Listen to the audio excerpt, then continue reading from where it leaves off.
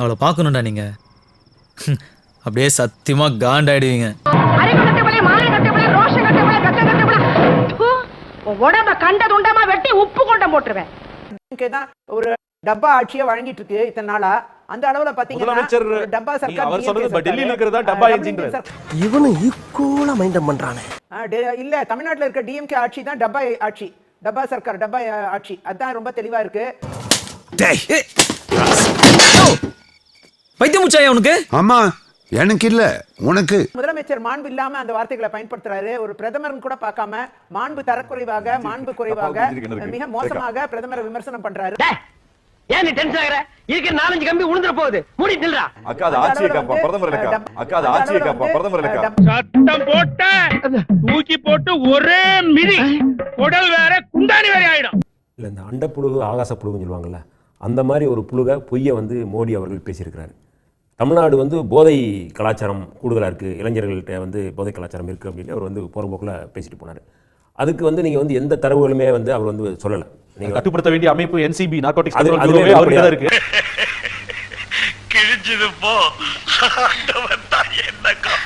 நம்ம இந்திய அரசே கடந்த டிசம்பர் 4ஆம் தேதி ஐநாவினுடைய ஒரு வாக்கெடுப்பில் கஞ்சா பிசின் இந்த ரெண்டும் போதையா இல்லையா அப்படிங்கிற வாக்கெடுப்பில் இந்திய அரசு வந்து என்ன சொல்லியிருக்கு? அது வந்து போதை இல்லைன்னு சொல்லியிருக்கு. நீ வந்து அங்கே போய் ஒரு ஒரு ஸ்டாண்டு, இங்கே தமிழ்நாட்டில் மாநிலத்தில் வந்து இதை நீங்கள் வந்து சொல்கிறீங்க அப்படின்னா என்ன?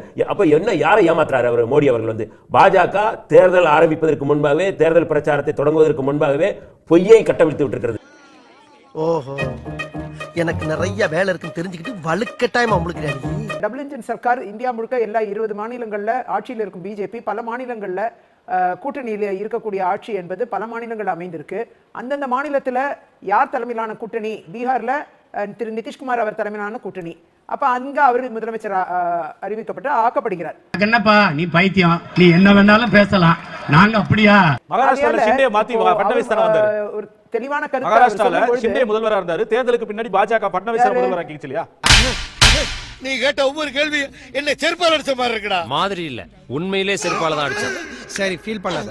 இந்த திருப்பரங்குன்றத்துல இன்னைக்கு வந்து நேற்று பேசுறாரு மோடி அவர்கள், நீங்க வந்து தீபம் ஏத்த முடியல அப்படின்னு சொல்றாரு. அது சரியான தவறான தகவல், அது பொய். ஏன்னா தீபம் ஏத்தியாச்சு. இவங்க கேட்கறது இன்னொரு இடத்துல தீபம் ஏத்தணும் சொல்றாங்க. இன்னொரு இடத்துல எதுக்கு தீபம் ஏத்தணும்? அந்த தீபம் எங்க ஏத்தணும்? மசூதி பக்கத்தில் ஏற்றணும், பள்ளிவாசல் பக்கத்தில் ஏற்றணும். இதை அதிமுக என்ன சொல்லுது? மரியாதைக்குரிய எடப்பாடி பழனிசாமி கொடுத்த அறிக்கையில் என்ன சொல்றாரு அப்படின்னா, நீதிமன்ற தீர்ப்பை அப்படியே ஏற்றுக்கொள்ளணும், நடைமுறைப்படுத்துங்கன்னு சொல்றாரு. சினிமா கேட்போம், கேவலம் இல்லங்க. நேற்று கூட வந்து இதை சேர்த்தீங்க. பிரதமர் நேற்று பேசினப்போ திருப்பரங்குன்றத்தை மேற்கோள் காமிச்சு தமிழ் கலாச்சாரத்தின் மீது மேற்கொள்ள தாக்குதல்ன்றாரு. அதானா உண்மைதானா? அது அதிமுக எதிர்ப்பு தெரிவிச்சதா ஆதரிச்சதா சொல்லுங்க. அதிமுக ஆதரிச்சதா எதிர்த்ததா? அது அதிமுக எங்க மாநில உரிமையை நீங்க தேர்ந்தெடுக்கப்பட்ட 39 நாடாளுமன்ற உறுப்பினரை விட்டு டெல்லியில பேச சொல்லுங்க. எப்படி தப்பிச்சோம் பாத்தியா? எங்களுக்கும் பாரதிய ஜனதா கட்சிக்கும் தேர்தல் உடன்பாடு தான், தேர்தல் கூட்டணி தான். கொள்கைகளை நாங்கள் ஏற்கவில்லை, எங்க கொள்கையை அவங்க ஏற்கல. பாஜகவுக்கும் அதிமுகவுக்கும் கொள்கை முரண்பாடு இருக்கு, கொள்கை வேறுபாடு இருக்குன்னு அண்ணன் சொன்னாரு. ஆனா எந்த கொள்கையில அவங்க வேறுபாடோட நின்றுக்கிறாங்க அப்படிங்கறத நான் பேச வேண்டியது இருக்குல்ல. எந்த கொள்கையில வேறுபட்டு இருக்கீங்கன்னு கேக்குறேன். நான் உங்ககிட்ட விளையாட்டா பேசுற புராணிக்கு நம்பிட்டீங்க. ஐயோ ஐயோ. எங்க மாநில உரிமை பேசிய கட்சி அதிமுக அப்படின்னா, நீங்க டெல்லி சீர்திருத்த மசோதா ஒன்று கொண்டு வராங்க. அந்த டெல்லி சீர்திருத்த மசோதாங்கிறது ரொம்ப ரொம்ப முக்கியமானது. அது மாநில உரிமை சம்பந்தப்பட்டது. தொடர்ச்சியா வந்து நீங்க பாருங்களேன், அதாவது இந்தியாவுடைய அரசியலமைப்பு சட்டம் பன்முகத்தன்மை வாய்ந்தது. ஆனா பாஜக முன்னெடுக்கிற அரசியல் என்பது ஒரே நாடு ஒரே மொழி இந்து ராஷ்டிரம் தான். அதற்கு எதெல்லாம் தடையா இருக்கும் அந்த தடையெல்லாம் வந்து நீக்குவதற்கு அவங்க முயற்சி செய்யறாங்க. அப்ப பன்முகத்தன்மை முத்தலாக் சட்டத்தை தடை செய், முத்தலாக் சட்டத்தை வந்து நீங்க வந்து திருத்தம் பண்ணு. ஆமா சாமி, நான் வந்து அதற்கு ஒப்புதல் தரேன். யார் சொல்றது? எடப்பாடி பழனிசாமி அவர்கள். உன்னை அசிங்கப்படுத்தினதுக்கு 6 நாள் அரசாங்க லீவே உள்ளாம் போல. அவ்வளவு பெரிய அகாடா நீ. நீங்க காஷ்மீர் அப்படிங்கிறது காஷ்மீரிகளுடைய தேசிய இனத்தினுடைய விடுதலை சம்பந்தமானது, உரிமை, மாநில உரிமை பேசக்கூடிய ஒரு இடம். அந்த இடத்த வந்து நீங்க 370 ரத்து செய்யப்பட்டது அப்படின்னு சொல்லும்போது அதை ஆதரிச்சு அதிமுக மாநிலங்களவை உறுப்பினர் வந்து மரியாதைக்குரிய நவநீத கிருஷ்ணன் பாடுறாரு, ஹேப்பி, இன்று முதல் ஹேப்பி. உங்களை பாக்குறதுக்கு எப்படி இருக்கு தெரியுமா? எப்படி இருக்கு? ரொம்ப கேவலமா இருக்கு. ரொம்ப வாடுறானே. அதிமுக என்கின்ற ஒரு பேர் இயக்கம், மாநில உரிமை பேசக்கூடிய ஒரு பேர் இயக்கம், இருமொழி கொள்கையை பேசிய ஒரு பேர் இயக்கம், இன்னைக்கு அப்படியே வந்து முழுக்க எப்படி RSS ஒரு கிளை அமைப்புகள் நிறைய இருக்கு. ABVP ஒரு கிளை அமைப்பு, எப்படி அபினவ் பாரத் ஒரு கிளை அமைப்பு, பஜ்ரங் தள் ஒரு கிளை அமைப்பு, இந்து முன்னணி ஒரு கிளை அமைப்பு, எப்படி வந்து நீங்க வந்து VHP என்ற ஒரு அமைப்பு கிளை அமைப்பு போல அதிமுக இன்னைக்கு வந்து RSS ஒரு கிளை அமைப்பா இன்னைக்கு வந்து சுருங்கி போனது அப்படிங்கிறது தமிழ்நாட்டுக்கும் தமிழ் மக்களுக்கும் செய்யக்கூடிய ஒரு துரோகமாக எடப்பாடி பழனிசாமி செஞ்சிருக்கிறாரு. கோவப்படாதீங்க சார், என்கிட்ட எல்லாம் கோவப்படுறதுனால 10 பைசாவுக்கு பிரயோஜனம் இல்ல. என்கிட்ட எல்லாம் கொஞ்சம் கூலிங்கா நடந்துக்கங்க. அதான் உங்களை மாதிரி ஆளுங்களுக்கு டீசன்ட். இன்றைக்கு உலகத்திலேயே செம்மொழின்னா தமிழ் மொழி தான். இன்னைக்கு இருந்த 6 மொழிகளில் 4 மொழி வடக்கொடுங்கிருச்சு, 2 மொழி சீன மொழியும் தமிழும் தான் செம்மொழி. மத்திய அரசு செம்மொழியை அறிவிச்சதுன்னு சாதனையாக சொன்னீங்க. அதனுடைய நீட்சி என்னாச்சு? இன்னைக்கு தமிழ்நாடு அரசு தமிழ் மொழியை காப்பாற்ற வேண்டிய, பாதுகாக்க வேண்டிய, பயன்படுத்த வேண்டிய தமிழ்நாடு அரசு வழங்குகின்ற செம்மொழி இலக்கிய விருதுகள் மராட்டியத்துக்கு, கன்னடத்துக்கு, தெலுங்குக்கு, ஒரியாவுக்கு கொடுக்கணும் தமிழ்நாடு அரசு அறிவிக்குதுன்னா, அப்போ அதையெல்லாம் செம்மொழியை தமிழுக்கு இணையான மொழிகளா ஏத்துக்கிட்டீங்களா? உலகத்தில் சிறந்த மொழியா அதை ஏத்துக்கிறீங்களா? மராட்டியத்தை ஏத்துக்கிறீங்களா? கன்னடத்தை ஏத்துக்கிறீங்களா? அண்ணா அவர்கள் முழங்குகிற போது தமிழ் எந்த மொழியை விடும் தாழ்ந்த மொழி இல்லை என்றுதான் சொன்னார். தந்தை பெரியாரும் நாங்கள் யாரையும் விட தாழ்ந்தவர்கள் இல்லை, உங்களோடு சமமானவர்கள் சொன்னோம். நாங்கள் என்னைக்கும் கன்னடத்தையோ, மலையாளத்தையோ, மராட்டியையோ, பெங்காலியோ, ஒரியாவையோ தாழ்த்தி பார்க்கல. ஹிந்தி தான் மேலுன்னு சொல்லி எங்களை தாழ்த்தின போது அவர்களுக்கும் சேர்ந்து உங்கள் மாநிலத்தில் உங்கள் தாய்மொழியை பேசுங்கள், இணைப்பு மொழியாக ஆங்கிலம் தொடரும் என்று வாங்கி கொடுத்த இயக்கம் திராவிட இயக்கம். இந்தி என்ற மொழியை திணித்து இந்தி தான் மேலானது, இந்தி தான் அலுவலக மொழியாக தாழ்த்துகிற போது எங்கள் தாய்மொழியான செம்மொழி, எங்கள் உதிரத்தின் தமிழி, எங்கள் எழுத்து வடிவிலிருந்து தமிழும், தெலுங்கும், மலையாளமும், கன்னடமும், பராகுயும், தூதும், தூதுவானமும், கோண்டும், கோண்டுவானாவும் பெற்றெடுத்த எங்கள் மொழி எல்லா மொழிகளும் இணைக்க வேண்டிய சமூக சூழலும் அரசியல் சூழலும் எங்களுக்கு இருக்கிறது. இந்தியர்களை இந்தி வெறிகளிடமிருந்து காப்பாற்றுவதும், இந்தியர்களை அவர் தாய்மொழியை பாதுகாப்பதற்கும் திராவிடம் தான் துணை நிற்கும். எங்கள் முதலமைச்சர் எடுத்த முடிவுதான் மிகச்சரியான முடிவு. மொழி விருது தரதுல கூட எனக்கு வேறுபாடு இல்லை. சரி, நமக்கு இணக்கமான நம்ம என்ன சொன்னா நம்முடைய கிளைமொழிகள் சகோதரர் ராஜீவ்காந்தி சொல்றதை கூட ஏத்துக்கிறேன், கிளைமொழிகளுக்கு. ஆனா செம்மொழின்னு தராதீங்கன்ற. நீங்க செம்மொழின்றது தமிழ் மட்டும்தான். அப்ப நீங்க சொல்லக்கூடிய அந்த நம்முடைய அடையாளத்தை தமிழுக்கு நமக்கு கிடைத்திருக்கிற தொன்மையை இந்த மொழியில எல்லாம் செம்மொழின்னு சொல்லி அடையாளப்படுத்திய ஒன்றிய அரசுக்கு தான் நீங்க இந்த விமர்சனத்தை வைக்கணும். மோடி எடுத்து பேசினா அவங்க எஜமா கோச்சுப்பாங்கல்ல. சொம்பு தண்ணியை விட சொல்லு ஜில்லுன்னு இருக்கு. குருமூர்த்தி என்ன சொன்னாரு? இம்பார்ட்டன்ட் ஆட்சின்னு சொன்னாரு. எந்த ஆட்சி? அதிமுக ஆட்சி. அப்படிப்பட்ட ஆட்சி தொடரணுமா, ஆளுமையில் ஆட்சி தொடரணுமா அப்படிங்கறத இப்ப இருக்கிற பிரச்சனை. டெல்லி ஆட்சி வரணுமா இல்ல தமிழ்நாட்டுடைய ஆட்சி வரணுமாங்கிறத இப்ப பிரச்சனை. அப்ப தமிழ்நாட்டுடைய ஆட்சி, தமிழருடைய ஆட்சி, இன்னைக்கு இருக்கிற திராவிட மாடல் ஆட்சி தொடர வேண்டும் என்றால் 2026 என்பது திமுக ஆட்சி, திமுகவினுடைய தலைமையிலான ஆட்சி தான் தொடரும் என்பதில் எந்த மாற்று கருத்தும் இல்லை. உங்களுடைய முரண்பாடுகள் உங்க பேச்சிலிருந்து தெரியுது. நீங்களே என்ன சொல்றீங்க? பாரதிய ஜனதா கட்சியை வந்து அண்ணா திமுக அபகரிச்சிருக்கீங்க. அதுக்கப்புறம் அவங்க இவங்களை ஏற்கலன்றீங்க. சொல்லவே இல்லையே சார். நீங்க சொல்ல அபகரிச்சா நான் எங்க சொன்னேன்? நீங்களா தான் சொல்றீங்க. இந்த கூட்டணியை எதிர்க்கிறதுக்கு ஒரு சரியான காரணம் இல்ல. இந்த கூட்டணியை குழப்பறதுக்கு உங்களுக்கு ஒரு சரியான நிலைப்பாடு இல்ல. அதனால இது போல ஒரு சில்லறத்தனமான வேலையை செஞ்சிட்டு இருக்கீங்க. இல்ல, வார்த்தைகளை யோசிச்சு பேசணும். நான் வார்த்தையை கரெக்ட்டா தான் பேசுறேன். நீங்க வார்த்தைகளை கண்ணியத்தோட பிரயோகப்படுத்துங்க. குருவே, நீங்க வார்த்தைகளை கண்ணியத்தோட பிரயோகப்படுத்துங்க.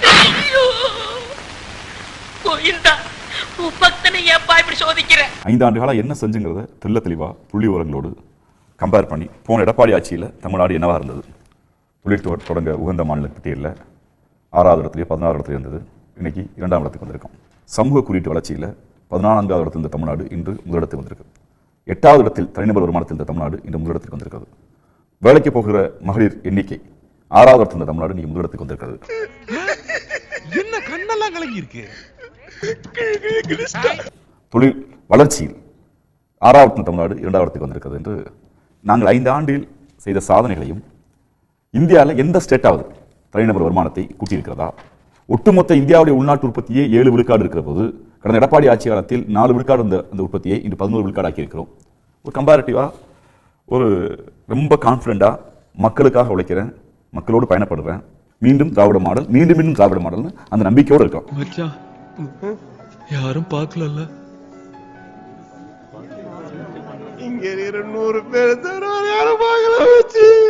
அண்ணா திராவிட முன்னேற்ற கழகம் வெளிப்படையான கூட்டணி தான் அமைச்சிருக்கு, வெளிப்படையான அறிவிப்புகளை தான் வெளியிட்டு இருக்கு. உச்சமே இல்ல ஐயா. நீங்க எங்க ஊர்ல எங்க பேருங்க என்ன சொன்னாரு? ஒன்றே குலம் ஒருவனே தேவன் சொன்னாரு. அந்த ஊர்ல வந்து திருப்பரங்குன்றத்து பேர்ல கல்லறியாதீங்கன்னு எடப்பாடி பழனிசாமி கேட்டிருந்தா, ஓ பரவாயில்ல, இன்னும் திராவிடத்தை தூக்கி பிடிக்கான்னு கேட்டுக்கலாம்.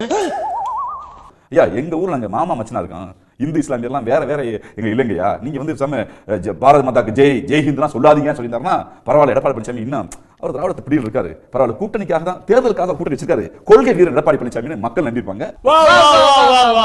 நேற்று எந்த நாள் பெரும் மரியாதைக்குரிய பேரறிஞர் அண்ணா தமிழ்நாட்டுக்கு இந்தியாவிற்கு அடையாளமாக அன்னை தாய்மொழி ஒவ்வொரு மாநிலத்துக்கும் உயிர் போன்றது, இந்தியர்களை இணைப்பதற்கு ஆங்கிலம் தான் இணைப்பு மொழி என்று அறிவித்த 23ஆம் தேதி 1வது மாதம் 1968 அந்த நாள் வந்து நரேந்திர மோடி ஐயா நாங்க அண்ணா திராவிட முன்னேற்ற கழகம் எங்க கட்சி கோயில் அண்ணான்னு பேருக்கு நீங்க இங்க வந்து இந்தியில பேசாதீங்க, காங்கிரஸ் தலைவர் வந்தா இங்கிலீஷ்ல பேசுறாங்க, கொஞ்சமா தமிழ்நாட்டு தமிழர்களுக்கு புரியுது, நீங்க எப்ப பார்த்தாலும் இந்தியிலேயே பேசுறீங்கன்னு எடப்பாடி பழனிசாமி கேட்டிருந்தாருன்னா பரவாயில்ல, மகிழ்ச்சி கேட்கிறாரேன்னு கேட்டுக்கலாம். இதெல்லாம் என்ன நியாயம்? அநியாயமா இல்ல? எல்லாம் உங்களுக்கு அடுக்குமா?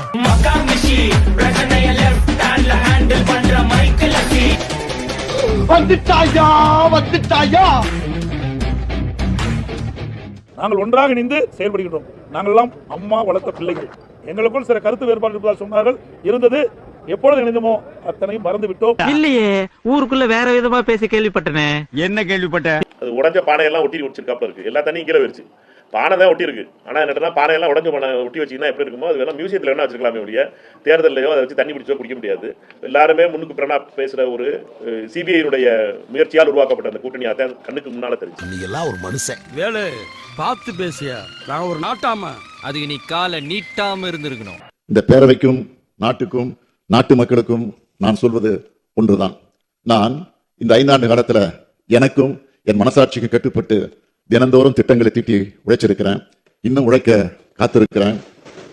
இந்த 5 ஆண்டு கால உழைப்பையும் வளர்ச்சியையும் பார்த்து அடுத்த 5 ஆண்டுகளுக்கும் திராவிட மாடல் ஆட்சி தான் தொடரணும்னு தமிழ்நாட்டு மக்கள் முடிவு பண்ணிட்டாங்க. முதலமைச்சர் மக்கள் மீது இருக்கக்கூடிய நம்பிக்கையை வெளிப்படுத்துகிறார். 5 ஆண்டு காலமாக திராவிட முன்னேற்ற கழக ஆட்சி என்னென்ன செய்திருக்கிறது என்பதையும் அவர் பட்டியலிட்டு அதன் மீதான நம்பிக்கையை வெளிப்படுத்துறாரு. இதை இப்படியே விடக்கூடாது, விடவே கூடாது. நேற்றைய கூட்டத்தில் பிரதமர் வந்து சீஃப் கேம்பெயினர் வச்சுக்கோம், ஸ்டார் கேம்பெயினர். அந்த கூட்டணிக்கு யார் முதல்வர் வேட்பாளர்ன்றதை முன்னிறுத்ததா தெரியல. இன்ஃபேக்ட் அவர் பிஜேபி என்டிஏ ஆட்சின்னு தான் சொல்லிட்டு போறார். ஒரு இடத்தில் கூட அதிமுக என்ற வார்த்தையை கூட பிரயோகப்படுத்தல. அறிமுகத்தில் வந்து எடப்பாடி பழனிசாமி அவர்கள் பத்தி குறிப்பிடும்போது மட்டும்தான். அது எதேச்சையாக நடந்ததாகவும் இல்லை. இந்தியாவின் உள்துறை அமைச்சர் 2 நாளிதழ்களில் கொடுத்த பேட்டியில ரொம்ப தெளிவாக சொல்லியிருக்கிறாரு, இது கூட்டணி ஆட்சி தான், அதிமுகவில் இருந்து ஒருவர் முதலமைச்சராக வருவார் அப்படின்னு. அதுவும் யாருங்கிறத ஒரு கேண்டிடேட்டாக முன்வைக்காம தான் அப்ப பேசியிருந்தாரு. இப்போ ஒவ்வொருவரும் ஒவ்வொரு விதமாக பேசுறாங்க. பியூஷ் கோயல் இதுக்கு முந்தின நாள் பேசும்போது கூட கூட்டணி ஆட்சின்னு சொன்னாரு. அதுக்கப்புறம் எடப்பாடி பழனிசாமி அதிமுக பெரும்பான்மை பெற்ற ஆட்சி அமைக்கும்னு சொன்னாரு. எனக்கு என்னவோ அந்த ஏரியா வந்து பொதுமக்களிடம் அவங்களுக்குள்ள ஒரு உண்மையிலேயே ஒரு டீல் ஒர்க் அவுட் ஆயிடுச்சு. அது கூட்டணி ஆட்சியாகத்தான் பெரும்பாலும் இருக்கும் அப்படின்னு டீல் ஒர்க் அவுட் ஆயிடுச்சு. ஆனா தமிழ்நாட்டு மக்கள் வந்து கூட்டணி ஆட்சியை ரிஜெக்ட் பண்ணிடுவாங்க அப்படிங்கிற ஒரு ஃபீலிங் அதிமுகவுக்கு இருக்கிறதுனால அந்த டீலை தமிழ்நாட்டு மக்களிடம் இருந்து அதிமுக மறைக்கிறதோ அப்படிங்கிற எண்ணம் வந்து எனக்கு வருது. ஒரு பொய்யான ஒரு தியரியை முன் வச்சு அவங்க வந்து இந்த தேர்தலை சந்திக்கிறார்கள் அப்படிங்கிற மாதிரி தான் தோன்றுகிறது. மாப்பு வெச்சிட்டாலே ஆப்பு. பிரதமருக்கு ஏன் அதிமுக இல்ல திரு எடப்பாடி பழனிசாமி பேர் அதிமுக பேர் சொல்றதுலயோ எடப்பாடி பழனிசாமி அவர்களை முன்மொழிவதில் என்ன தயக்கம்? நேற்றைக்கு அந்த கூட்டத்தில் எடப்பாடி பழனிசாமி அவர்கள் மட்டும் இல்ல, அந்த கூட்டத்தில் பேசின அத்தனை பேரும் அவர் தான் முதலமைச்சர், அதிமுக ஆட்சி அமைச்சதை ஏத்துக்கிட்டு தான். அன்புமணி ராமதாஸ் அவர்களை தவிர்த்து யாருமே வந்து அவர் முன்மொழியவே இல்லை. அன்புமணி ராமதாஸ் அவர்கள் மட்டும் தான் சொன்னார், வேற யாருமே வந்து அவர் முன்மொழிஞ்சு பேசவே இல்லையா? இந்த டிடிவி தினகரன் என்ன சொன்னார்? அவர் வந்து முதல்வர் வேட்பாளர் டிடிவி தினகரன் வந்து திரு எடப்பாடி பழனிசாமி சொன்னாரா, 4 பன்னிக்குட்டி வாங்கி தாயா, பேச்சு காசை பறிச்சு தரேன், இவங்க கிட்ட இந்த கொட்டையும் பட்டையும் காட்டி அமைச்சு காசு புடுங்கிறதுக்குள்ள உசுரே போயிருது. 55% பெண்களுக்கு எதிரான குற்றம் அதிகமாயிருக்கு. 33 போக்சோ கேசஸ் அதிகமாயிருக்கு. இப்படிப்பட்ட மாநிலத்துல டப்பா ஆட்சி, திமுக ஆட்சி டப்பா ஆட்சின்னு சொல்லாம என்ன சொல்ல முடியும்? ரொம்ப டப்பா தேஞ்சு போன ஆட்சி தான் இது. இதை விட மோசமான கிரைம் ரெக்கார்டு வந்து உத்தரப்பிரதேசத்துல இருக்கு. எங்களுடைய கல்வியில, எங்க நிதியில, எங்களுடைய சோசியல் வெல்ஃபேர் ஸ்கீம்ல தலையிடுறீங்க, அது சரியில்லைன்னு எங்க முதலமைச்சர் சொல்றாங்க. ஆனால் நரேந்திர மோடி சொல்றாங்க, நாங்க திட்டம் போடுறோம், எங்க திட்டத்தை நிறைவேற்றுகிற மாநிலங்கள் கட்டுகிறார். அப்படி திட்டம் போட்டு நிறைவேற்றுகிற யூபி, அப்படி திட்டம் போட்டு நிறைவேற்றுகிற மத்திய பிரதேசம், பீகார், இந்த 3 ஸ்டேட் இந்த 4 ஆண்டுகள்ல கம்பேர் வர்றேன், கடந்த ஆண்டுகள் 4 ஆண்டுகள்ல எந்தெந்த திட்டங்கள்ல எங்களையோ இல்ல கர்நாடகாவையோ கேரளாவையோ இல்ல பீகார் இல்ல வெஸ்ட் பெங்காலையோ முந்திரிச்சு சொல்லுங்க கேட்கறது. என்னையா சின்ன பிள்ளைத்தனமான கேள்வியா இருக்கு?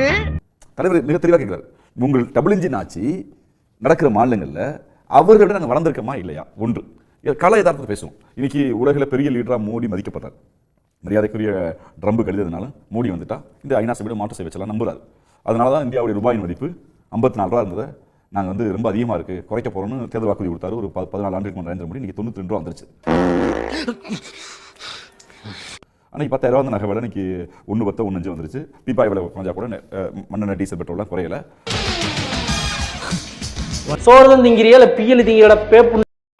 எங்களுக்கு உண்மையிலேயே அமெரிக்க கனவு இருக்கு, இங்கிலாந்து கனவு இருக்கு. அந்த மேலை நாடுகள் போய் எங்க மாநிலம் வளரணும்னு யோசிக்கிறோம். இங்க சாதி தடையா இருக்கு, மொழி தடையா இருக்கு, ஸ்டேட் சென்ட்ரல் கவர்மெண்ட் இஷ்யூ வந்துட்டே இருக்கு, ஏகப்பட்ட சிக்கல் இருக்கு. பரவாயில்ல, ஒரு வெல்ஃபேர் ஸ்டேட் நோக்கி போவோம்னு நாங்கள் ஆசைப்படுறோம். நாங்கள் கேட்கறது, அப்படி உங்க டபுள் இன்ஜின் ஆட்சி நடக்கிற மாநிலங்கள்ல ஏதாவது தமிழ்நாட்டு இளைஞர் யாராவது ஒருத்தர் அக்கா விஜயதாரணியோ இல்லை அவர்கள் ஊரை சேர்ந்தவர்களோ இல்லை அவர்களுடைய நண்பர்களோ இல்லை இந்த விவாதத்தை பார்க்க தமிழ்நாட்டுடைய எந்த குடும்பத்தில் இருந்தாவது மோடியோட டபுள் என்ஜின் சர்க்கார் நடக்கிற மாநிலத்தில் போய் எப்படியாவது என் பிள்ளையை விலைக்கு சேர்த்துறாங்க. இங்கே போய் தமிழ்நாட்டு இளைஞர்கள் யாராவது பாஜகவை சேர்ந்த ஸ்போக் பர்சன்ஸ் யாராவது என் குடும்பத்தோட போய் நான் மணிப்பூர்ல உட்காந்துருக்காங்க, குடும்பத்தோட யூபியில் வாழுங்க, பீகார்ல வாழணும்னு யாருக்கும் ஆசை இருக்குமா? அடங்கப்பா அட பாவி உலகமே நாறுதேடா.